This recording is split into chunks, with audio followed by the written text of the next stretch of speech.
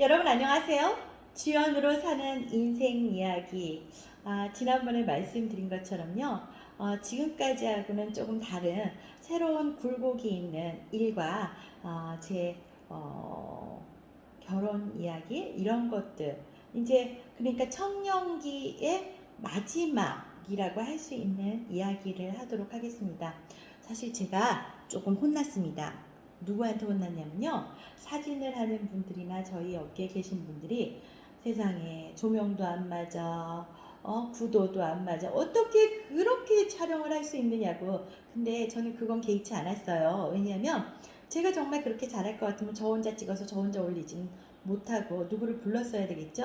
그리고 사실 그냥 제 얘기하는 건데 너무 그렇게 요란뻑적지근하게 만들어 올리고 싶지 않거든요. 다들 그 이 점 또한 이해해 주세요. 제가 DNS 인터내셔널을 다니면서 여러 가지 일을 했잖아요. 수입 배급하는 그 카피를 쓰기도 하고 제목을 동료 직원과 함께 하기도 하고 그런 와중에 어떤 작은 그 저희 업계에서 발행하는 그 약간 신문 같은 게 있었어요. 거기에 어떤 분의 기사를 써주게 됩니다. 어, 그러니까 기사를 써주니까 저쪽에서 전화가 오는 거죠. 뭐라고 오냐면, 고마우니까 내가 쓴 커피나 쓴 소주 한 잔 사려고 하는데 어때요? 이러고 전화가 와요. 물론 남자죠. 예, 그 전화가 와서 그때는 또 제가 직장생활 시작하면서 남자친구가 뭐 있다 없다 하면서 살짝 뜰기도 할 때였으니까. 그 저는 그때 굉장히 지금도 발랄하지만 예전에도 발랄해서 그렇게 얘기를 해요. 이왕 같이 쓴 걸 먹으려면 소주를 하죠. 그렇게 해서 제가 그분과 약속을 정하게 돼요. 근데 그때가 겨울이었는데요. 눈이 너무 많이 오는 거예요. 약속 시간을 제가 1시간 30분을 늦게 나갑니다. 근데 그 당시에는 핸드폰이 있었던 것도 아니고 뭐 연락을 할 수 있는 방법이 없었어요. 그래서 그냥 늦게 가면서도 뭐 안 계시면 말고 라는 생각으로 갔어요. 그게 청량리에 있는 맘모스 호텔 커피숍이었는데요. 그렇게 가보니까 세상에나 그분이 계신 거예요. 그래서 제가 이제 그분하고 저녁 식사를 하면서 그냥 이런 얘기 저런 얘기 그냥 정말 지극히 그 지극히 그냥 이례적인 얘기를 하고 그날은 정말 죄송했습니다 하고 헤어졌어요. 근데 그분이 다시 한번 연락이 왔어요. 그래서 또 만났죠. 만나서 밥을 먹다 보니까 이분 하시는 얘기가 자기가 사실은 묻지도 않았는데 가정이 있었다고 그러더라고요. 그래서 그 당시에 뭐 제가 그 사람 가정 있는 거하고 나하고 무슨 상관이야. 그래서 네 그러셨어요. 근데 지금은 없으시네요. 어쨌든 잘 하셨어요. 뭐 아니면 말아야죠. 이러고 그냥 가볍게 얘기를 하면서 그분과 저녁에 좀 술을 좀 먹게 되죠. 근데 술을 먹고 나서 하시는 말이 기분도 좋고 그런데 우리 뭐 어디 뭐 더 좋은 데 가자고. 그래서 더 좋은데 여러분 생각하는 그런 거 아니고요. 나이트클럽을 갔어요. 왜냐하면 그 당시 청량리의 맘모스 호텔 나이트클럽에 제가 예전에 왜 구창모 배철수 씨 이렇게 나오는 그룹을 제가 굉장히 팬으로 좋아했거든요. 그분들이 나오시는 거예요. 그래서 거기를 갔어요. 근데 여러분 술이 문제입니다. 술 먹으면 안 되는데 또 제가 어린 마음에 또 술도 먹고 좀 그래서 그날 저녁에 제가 같이 이렇게 술을 먹는데 장장 그 맥주를 나중에 알고 보니까 작은 거였죠. 물론 작은 거 20병을 먹었고요. 그리고 혹시 기억하세요? 패스포드라고 녹색 병, 사각병에 들은 게 있었어요. 그래서 그 양주까지를 한 병을 같이 마신 거예요. 그러다 보니까 속칭 얘기하는 꽐라가 됐겠죠. 꽐라가 됐고 난리가 났을 것이고요. 물론 저는 편집을 했으니까 다 기억이 나지는 않고요. 아침에 눈 떠 보니까 제가 이상한 데 있었고 옆에 그분이 계셨고 정말 그 당시에 뭐 아무 생각도 안 들었죠. 그리고 이 사람한테 결혼을 해야 되나?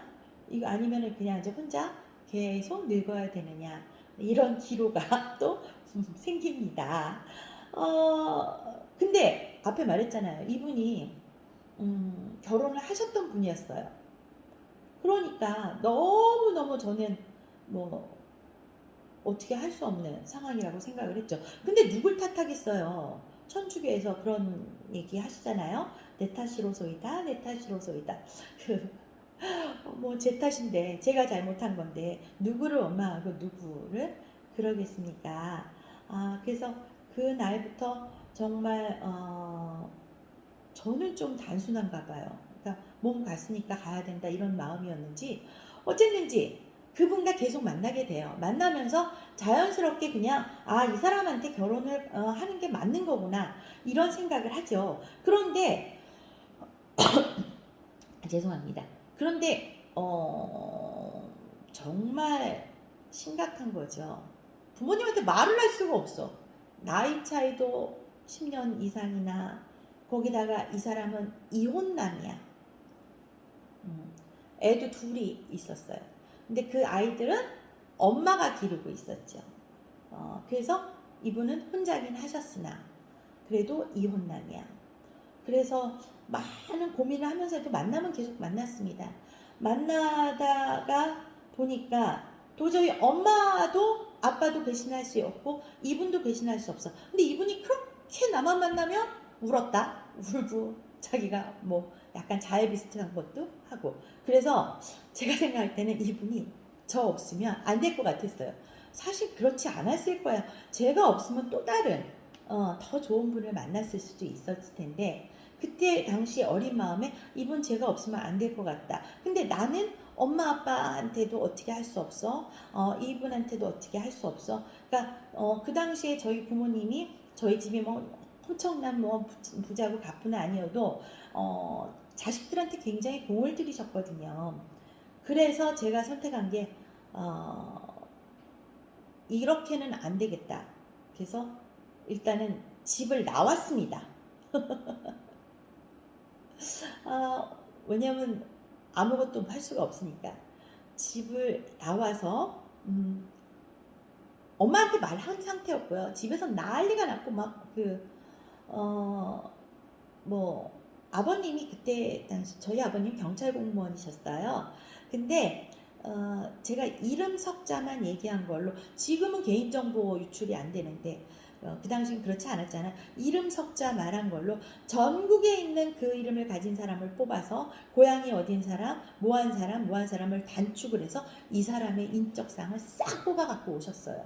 그러니까 제가 이분이 나이가 많다는 얘기만 했는데 집에서 다 알게 된 거죠. 이혼남이고 애도 있다는 걸. 그러니까 이러지도 저러지도 못하니까 제가 집을 나온 거예요. 나오고 나서 정말 답이 없는 거예요. 답이 없어서 제가 이렇게 되면 차라리 그냥 죽자. 그래서 그때부터 제가 약국을 막 돌아다니면서 수면제를 사 모았어요. 수면제를 사 모은 게 한 80알 정도가 되니까 이만큼 수북하더라고요. 뭐 이것도 저것도 안 되는데 죽자 이렇게 생각을 한 거죠. 그래서 수면제를 먹으려고 생각을 하니까 또 어린 마음에 제가 발견되는 게 그냥 발견되면 안 될 것 같아. 좀 예쁘게 발견되고 싶은 거예요. 그래서 친구가 어디 간틈을 해서 친구한테 좀 미안하다는 생각은 좀 가졌어요. 친구 집은 나갔을 때 친구가 어디 간틈을 해서 제가 화장을 예쁘게 하고요. 그리고 옷도 정말 샬랄라하게 예쁘게 입었습니다. 그렇게 하면서 제가 이제 물을 갖다 놓고 수면제를 딱 먹으려고 하니까 80알이 안 넘어가는 거야. 근데 먹어야만 되잖아. 죽어야 되니까. 그래서 그때 당시에 제가 좋아하던 음료가 밀키스라는 음료가 있었어요. 우유하고 사이다를 섞은 맛이 나는. 그거를 사왔죠. 그거를 사와서 그 수면제를 딱 넣었어요. 거기다 넣고 나서 제가 그걸 꿀떡꿀떡 마시고 누웠습니다. 예쁘게 누워서 발견이 돼도 예쁘게 발견이 돼야지. 그 누웠는데 이렇게 바로 확 이렇게 죽어야 되는데 원래 제 계획에는 그렇게 안 되더라고요. 그러더니 저도 모르는 세계로 빠져들었죠. 들었는데 사실 눈 뜬 거는 정말 병원에서 아주 개운하게 눈을 떴어요. 친구가 병원에 갖다 놨어요. 어, 그러고 나니까 또 한 번에 이거는 내 운명이야. 제가 그때부터 운명을 믿기 시작했나 봐요. 내가 그분하고 결혼을 해야 된다는 뭐 그런 생각을 좀 하게 된 것 같아요. 사실 지나고 나서 그 의사가 된 친구들 있잖아요. 그 친구들하고 앉아서 뭐 얘기를 해요. 내가 그때 야 수면제 먹었는데 왜 안 죽은 거야 도대체? 80알이면 죽어야 되는 거 아니야? 막 이런 얘기를 했더니 그 아주 친한 그 친구가 하는 말이 아유 너희년아 성격 급해갖고 거기다 다 놓고 녹지도 않고 처먹었으니까 그래서 다시 눈 뜬 거야. 네가 편안하게 그냥 그런 얘기를 하더라고요. 타임머신 있으면 타고 가서 제가 다시 한번 보면 정말로 다 녹지 않고 남아 있었나 봐요. 근데 그 어린 마음에 저는 이렇게 해도 죽지 않는 거는 나의 운명이라고 생각을 한 거죠. 그래서 그때부터 제가 결혼을 하기 위한 그런 많은 프로젝트와 이거를 가지게 가고 운명을 믿어서 밀어붙이게 됩니다. 좀 철딱서니가 없었고 아니면 순수하다고 표현을 해야 되나요? 그래서 그렇게 시작되는 저의 그 험난한 시간이 시작이 되는데요. 뭐 그때 당시에는 정말 죽을 것 같더라고요. 이러지도 저러지도 못하고. 근데 어쨌든 제가 강행을 합니다. 여러분 궁금하시죠? 다음 시간에 계속해서 이야기 해드리겠습니다. 여러분 제가요 옷 색깔을 좀 바꿔봤어요. 왜? 좀 이제부터는 저의 험난한 생활이 시작되길래 바꿔봤는데요. 앞으로도 계속 이 철딱선이 없고 좌충우돌하는 저의 이야기 계속해서 한번 들어봐 주세요. 다음 시간에 만나요.